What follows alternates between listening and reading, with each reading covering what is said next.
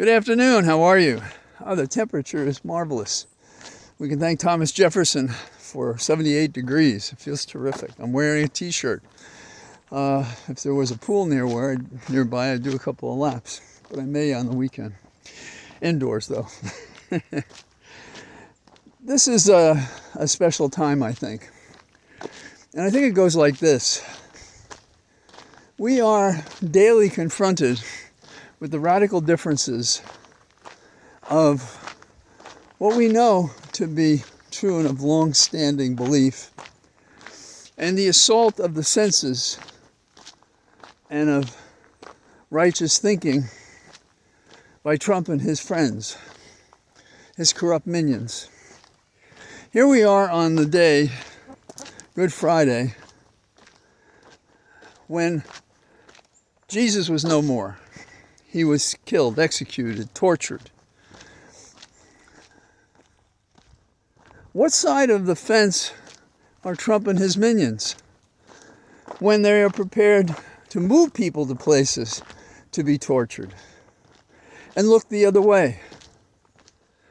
They've always been faux Christians. What's not understandable to me is how they read the so-called good books and come up with bad conduct daily. Make no apology for it. I've always measured the faux Christians by whether or not they subscribe to the Sermon on the Mount. And that is for peace, for charity, for love.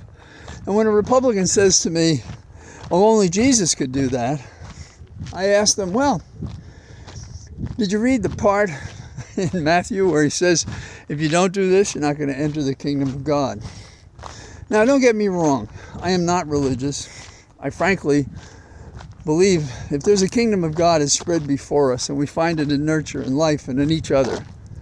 We don't have to make up a mythical system for what happens at the end of the coil of life and whether we have a pause or a full stop.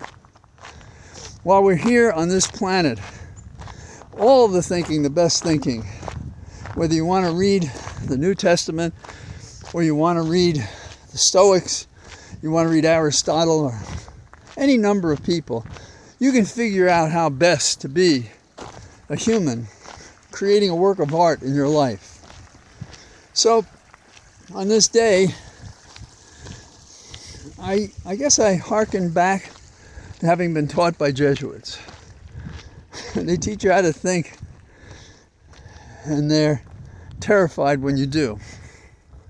And my thinking goes like this.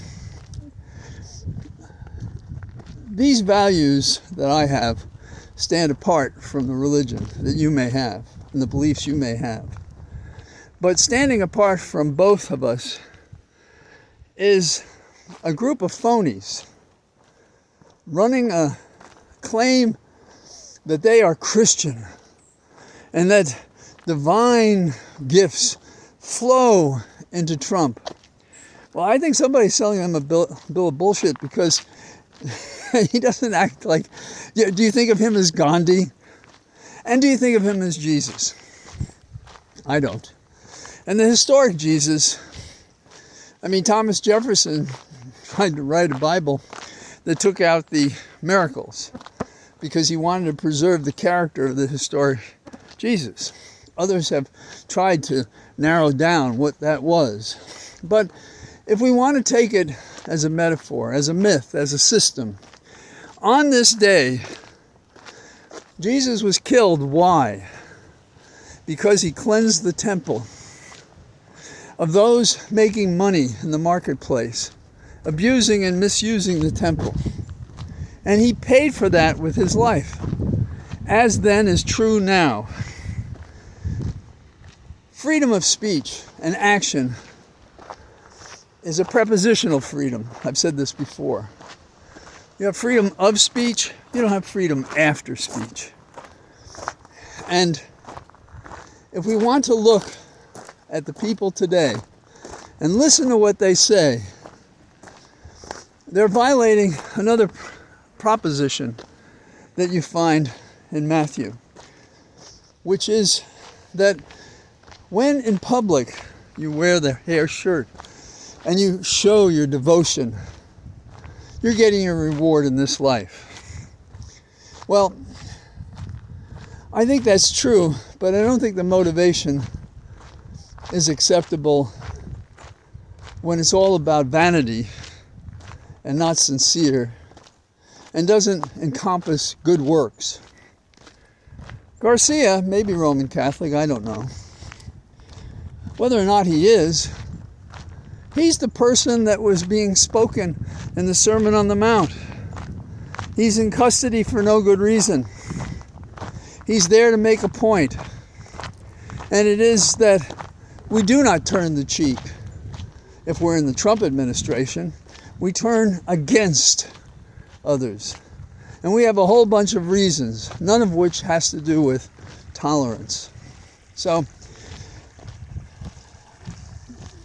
I remember as a kid, and forgive me if I've told this story before, that the nuns told me that my dad was going to hell if he didn't go to church. And he went for a while, and when we were admitted to parochial school, I guess he stopped going. A family with 2 young, restless boys. And so I thought it was my mission to pass this on to my dad. So sitting at the dinner table, I said, "Dad, the nuns tell me I should tell you this." And he says, "What's that?" And I said, "They tell me if you don't go to church on Sunday, you're going to hell." And I said it pretty much that way. And my dad, who could be fiercely angry, but never at us, he looked at me for a second and he says, "Johnny, we all worship in our own way.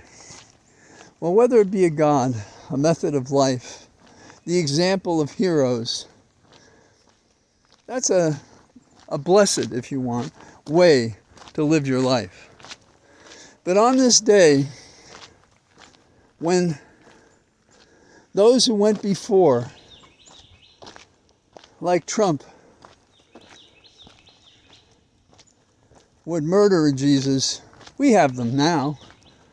Trump would just as soon murder a Jesus among thousands of people he'd throw out of this country if he wasn't white, he wasn't male. That's where he starts. And women are baby machines for him. Monty Python may make humor about this, but Trump's the real deal. He and the members of that court, bought and paid for and political, 6 of the 9 by Trump. So, that's a few of my thoughts on Good Friday. And I mean no disrespect to those who believe. I know Joseph Campbell believed that myth was a great help. I can't embrace a faith that can't find a fact to justify it. But I do know there are things we don't understand. But it is not the high contradiction between all these people pretending this weekend to be so Christian, when in fact they're as evil as the day is long, as the time between Christ's death and suffering is long, as old as this nation is from its declared independence with equal justice to this day. So, those are my thinking. I hope I haven't offended any of you, because my objective is to offend those phonies, those hypocrites, those hateful people who would pretend on the one hand to embrace Jesus and on the other to treat people like shit. So, I say goodbye from my cathedral of trees, and I'll talk to you tomorrow. Bye-bye.